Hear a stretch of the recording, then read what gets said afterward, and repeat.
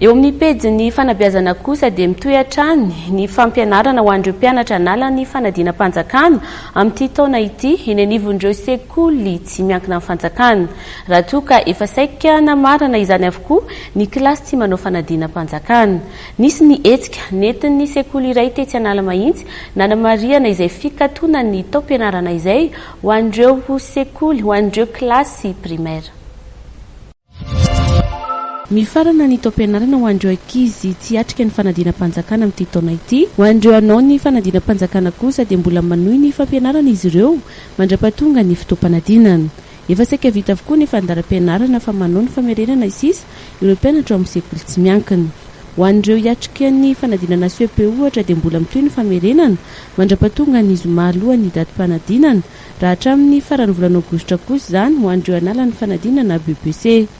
Raha ho an'ny kilasy fahatelo dia efa tokony ho vita ny adinara-panatanjahantena raha toa ka mbola tsy nahatotosa izany ny eto Antananarivo noho ny olana eo anivon'ny mpampianatra sy ny fanjakana. Etsekilany vonina hiatrika ny fanadinana ny sekoly tsy miankina raha nambaran'ny talen'ny College Bouba Ramatoa Befanany na Aingo Fanaperana. Omaly moa zany efa mifarana ny préscolaire ary ny 6e ka hatramin'ny 3e dia mbola mitovy fampianarana. Dia mizara prix zay zany eto dia manao an'ny fety mandritra ny fety izay nataonay zany ny resaka parascolaire rehetra miaraka amin'ny fizarana prix.